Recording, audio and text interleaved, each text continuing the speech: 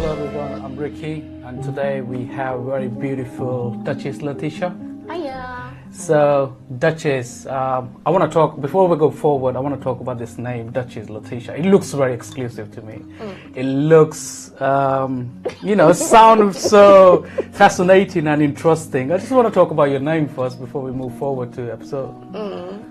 Well, it was kind of one of these things where I wanted to be within my higher consciousness. Yeah. So within that, it was like, okay, I need to do what I can physically. And physically, it was like, okay, I'm going to change my title because it was like, a lot more effort to try to get doctor. I did change one to that. I got a certificate that does say that. Yeah. But, so, Megan was also a part inspiration too. Yes. And I was like, you can't actually register your name as Queen unless that would be as an alias name such. So, Dutchess was the second highest one. So, what other names you got? I got Letitia Antoinette. Yeah. That's with it's a branding name, but also that's my first two names. Yes. And also Madame Kapuscinska. Madame Cap of, I can't say that, but that looks, that sounds so exclusive, So, Letitia, she's entrepreneur, artist, production, any talent, full of talent, Let's talk about what you actually are. You are a producer, you got all this talent that go into you. And there's some phases where, Letitia, you've been struggling mentally. And we're going to talk about that today. And first of all, I really like to thank Letitia to come in to show. Only reason is take courage. It's take courage for people who struggle with mental health to come out and talk about it. So I really appreciate you coming out there. I'll just tell us something about us, about yourself. How did you get on the journey? How did everything start? And then how do you get from that stage where you feel like everything is over to become a different version of yourself, Tell us something about yourself, like how do you start, like what happened? Well, I would say, in a sense, I'm a serial entrepreneur with the multitude of different things that I do. It started more so within the journey of songwriting and as an artist. So I'd be singing, songwriting, performing, some music directing and performance coaching. Wow. And I also had was running my own record label. And generally I found that music tends to be a medicine in a sense because it's the words and feelings and emotions and stuff that you feel, and instead of being able to just talk to somebody about it, it's either, okay, I'll record, I'll let out how I'm feeling, and then sometimes at times it has been that I've had the odd fans that have come out and said to me, I was like, that song saved my soul, and I was just like, wow. I was like, well, it saved me too, because it lifted me out of it. So what's that one song that's your go-to song every time you feel like, it's happened to all of us, guys. If you listen to this, it's happened to all of us, where the one phase will come where we all feel like we are right in a depth and somebody will pull us up. It's not be a song, person, situation. So let's talk about that one song that always pull you up. Yeah, this is me. I'm out of it this now. Well, I found that in a sense, some of my songs are literally me talking back at myself as well. And I would say Little Star. Damn. That's one of my songs that I wrote for my children. I wrote that because it was just like, what if I wasn't there? How can I reach out to them? So that was a song of me watching over them and stuff, if I had ever passed, sort of thing, watching them through the different stages in their life. So I think that song is a reminder that it's just like, you've got them, So they are my little stars, and I've got to be a little star too. Yeah, 100%, So in life, that's my own experience. There are some motivators in your life that pull you through. Yeah. My motivator is my mom. She pulls me up like so bad. Like, I want to do big things in my life, like for families, big things. Having a children that help you to go out of that phase. They are your motivator. You know, I know you're getting a bit emotional now. It's good to get the emotions out, you know. Sometimes it's good to get your emotion out, but then this is also looking backward, the way you was before and now where you at now. Mm-hmm. You know, you are a completely different person. You look adorable today, you know. Yeah, so I just, you told me you also a book writer as well. So tell us something about that book you wrote about. So I wrote, my first book is called My Mind's Eye, See You Soon, Angel. So it's like two sorts of messages in there.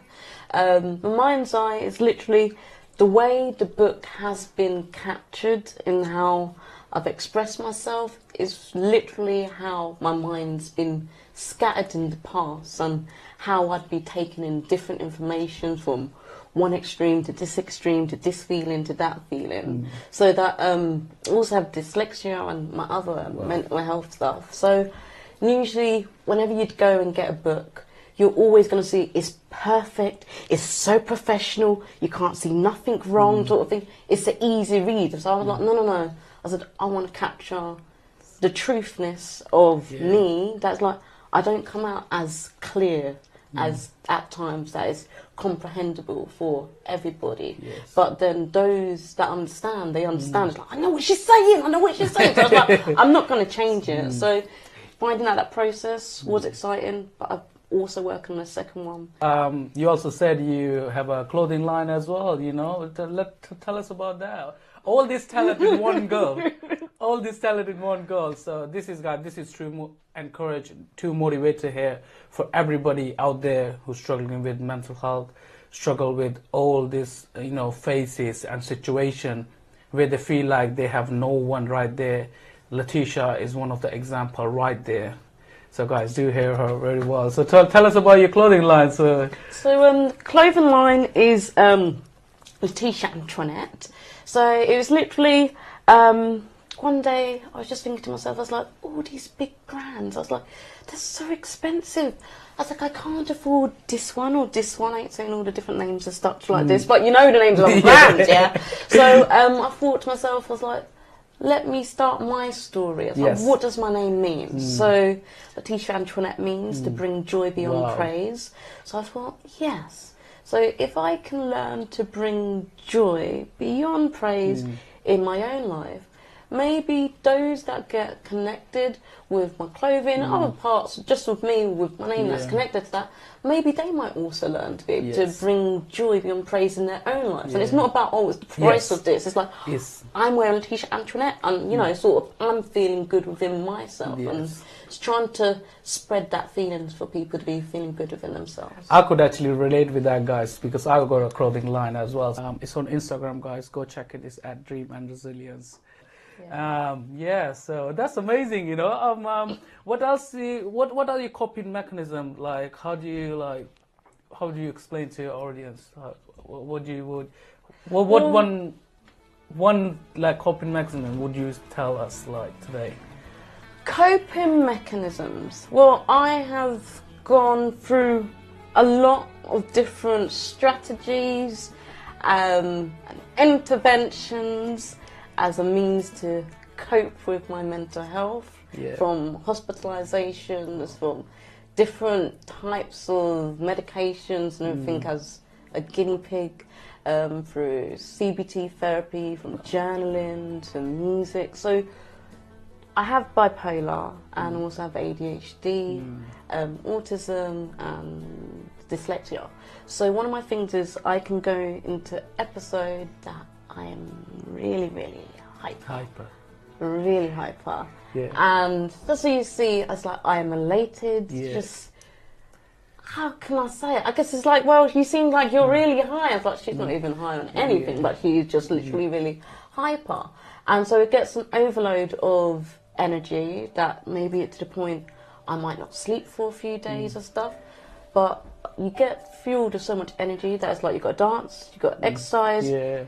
Everything to keep you. I can completely relate with those of you guys who don't know. ADHD is something deficiency that keeps you hyper all the time, so you have problems like your senses are always high. It could be anything. It could be anything. The room environment is no good. The clutteredness in the room that could keep you high. So I understand that very well because I'm a teacher as well with the special needs children, and those was have the ADHD, all them. So I understand having that all severe sensory difficulties, and you still manage to put yourself out there by having such a talent out there. You're like, you go clothing brand, you're a model as well. Yeah. Are you a model as well? Yeah. Well, where is it? I became Mrs. I came third for Mrs. Legend, and I was representing St. Lucia and Guyana. So that Cheers. was... All those modeling agency, you need to sign Letitia, Dutchess Letitia, right here. Yeah. So, what? Just now. So, we have your book here. It's called My Mind's Eye, Letitia. I am so hard. I can't pronounce them. Sorry. Capuchin. See you, Angel. So this is a book, guys. If you want to have a look. Right there.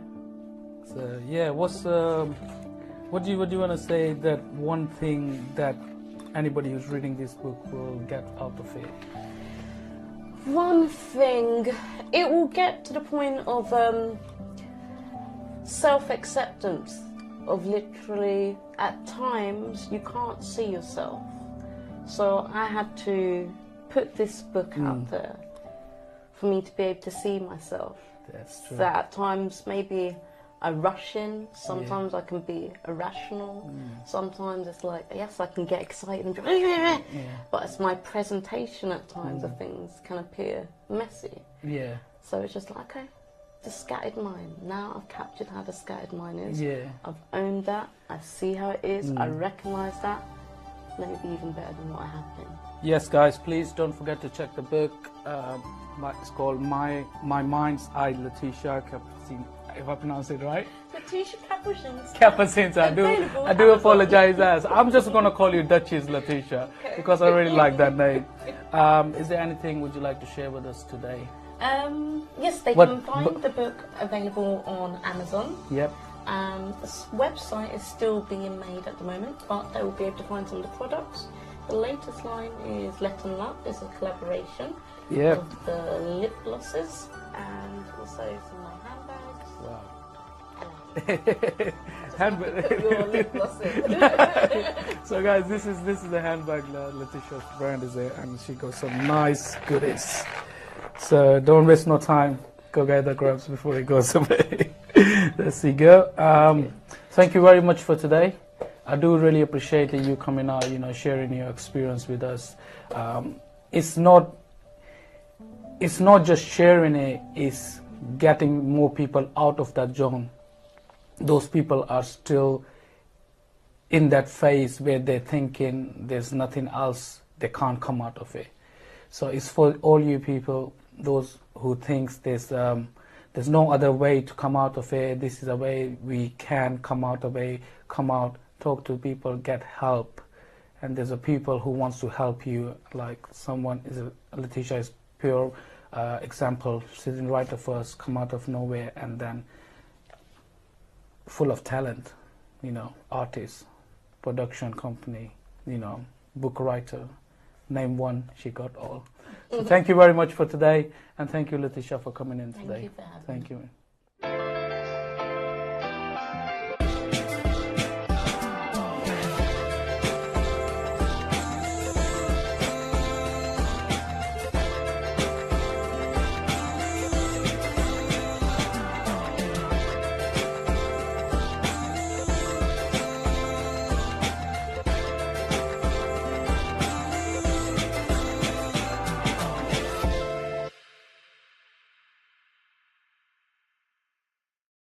Hi, this is Nads on Mind Over Matter. Today I have a guest, it's Rajni Samuel, and we're going to be talking about schizophrenia. So first of all, Rajni, welcome to the show.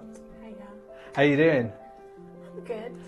You're still smiling considering you've practically taken all forms of transport to get here, apart from aeroplane and boat.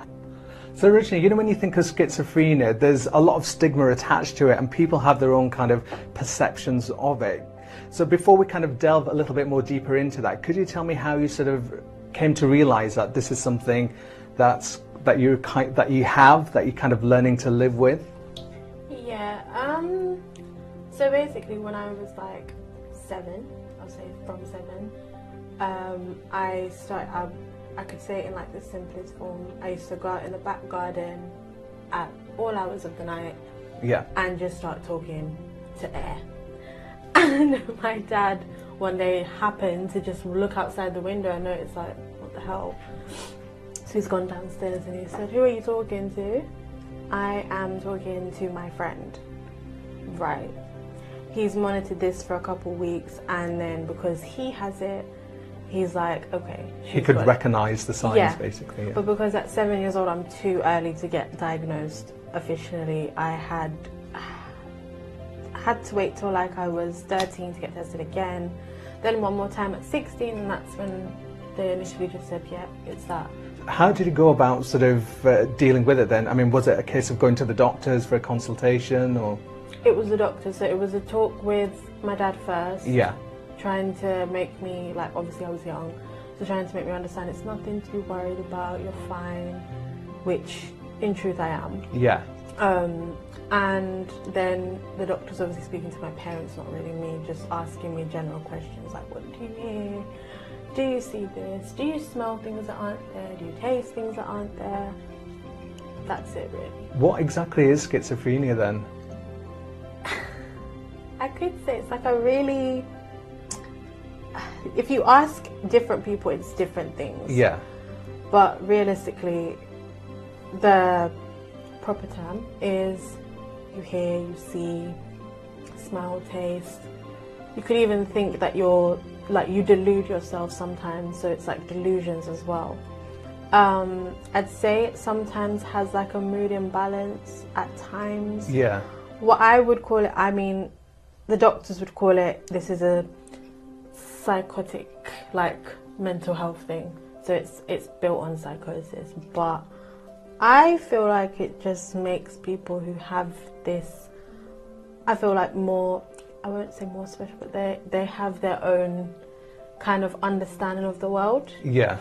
And that could be good, that could be bad. It depends on, like, if you went through trauma, if you, like, it could literally just come from even drug use. It's so bad. Yeah. But even that, drug users could get it, and sometimes it depends on what they was feeling in that moment. So if they overdo it on, let's say, a psychedelic, they might think of nice, happy things, and they'll just always think of, like, those kind of things. Yeah.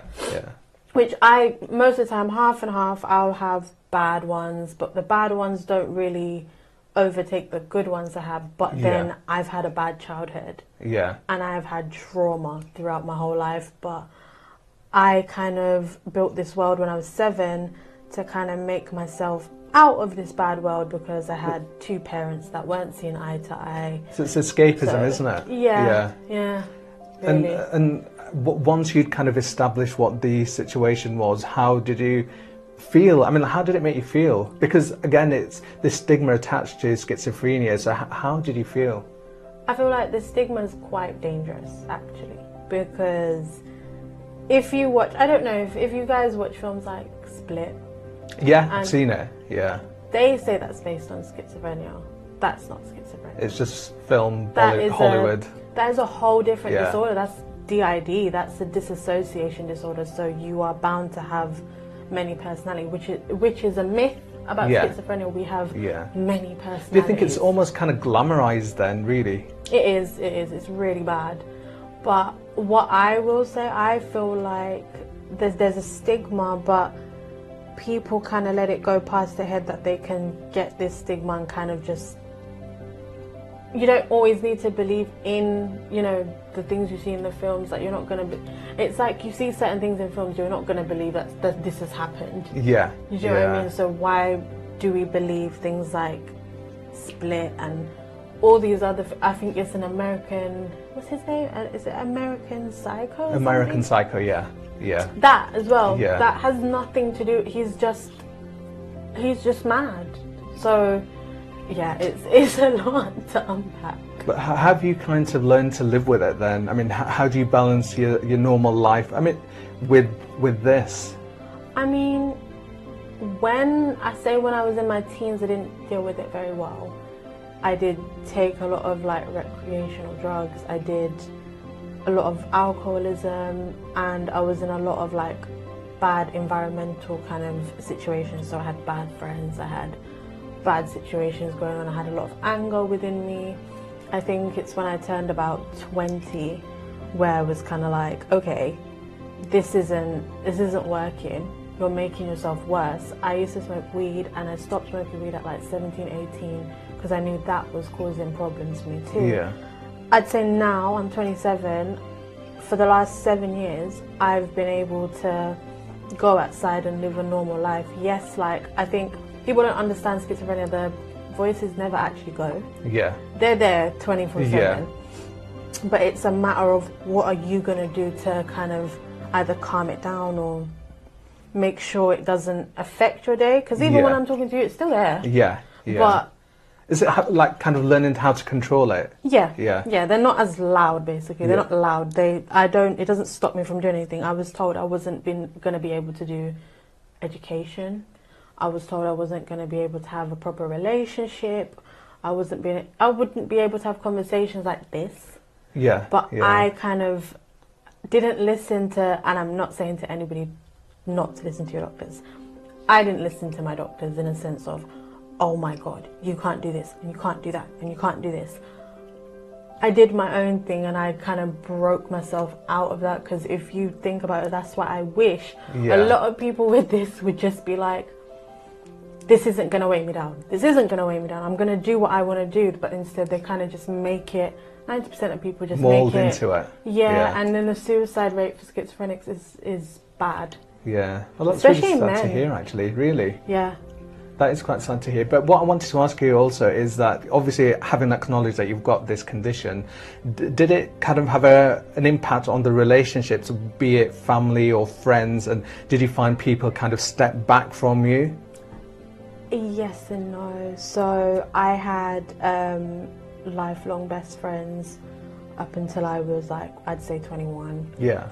And I've still got my school friends, thank God, because they understood. They were there from like the beginning to the end. Yeah. These friends that I'd made were not anybody I had met in school. They were just people. It was kind of like a joke or whatever. So it was kind of like, ugh, she's got this, but who cares? We're still going to encourage her to drink. We're still going to, and these things were bad for me. Yeah. I'd say it kind of warped like my relationships a bit with family and with romantic relationships. Yeah. Romantic relationships, I think, because people knew I had this, they were very, it was easy to kind of like, you know, be like, treat me like I'm very naive, and at the time I probably was. Yeah. Because I was still understanding myself. Yeah. But with like family, it's probably a bit more hurtful, I would say, because it's kind of like, it's so close to home. Yeah, my parents never really took any ownership for anything that happened in like my life, so it kind of just escalated into, we didn't do this to you. We didn't give you this mental health. We don't know what trauma they're talking about. Like, you know what I mean? So no, I get it. But now I'm at a place in my life at this age where I'm like, I don't care who it bothers, who it doesn't bother. I try to debunk it as much as I can, because obviously there's a myth of schizophrenics are violent. Yeah. They'll kill you. They'll do this. They'll do, and So none of 9 these times things. out of 10, they're hurting themselves, not you. So what advice would you give to other people out there who actually have this condition? I would say, or who are in the early stages as well? I'd say early stages, maybe speak to someone that they trust. Doesn't have to be a doctor straight away, because that could be really daunting for somebody to go straight to a doctor and then be like, oh my God, I'm going to get diagnosed. Because I know a couple of people that have had other mental health issues, they've gone straight to the doctor and it's put them in a complete depression because they don't want to hear that. Yeah. Speak to someone that's close, like a best friend, their mom, their sister, whoever. And then once they get the diagnosis, when they're ready to get it, Yeah. I'd say learn yourself. Don't just listen to, okay, well, you're going to have this and you're going to have that, and because that's what I did for so many years, and it caused me to be out of it. I'd say to just learn yourself, learn what kind of stops you from having these bad thoughts, just learn yourself. Once you learn your mental health and you learn yourself, it becomes I think it's so much acceptance easier. as well, isn't it? Once you've Yeah. accepted, then it goes for anything. Once you've accepted, then things get easier. 100%. Thank you very much. Thank you. Well, Rajni, thank you very much for joining me today. It's been an absolute pleasure, and make sure you keep locked for more episodes of Mind Over Matter. You're listening to Nads.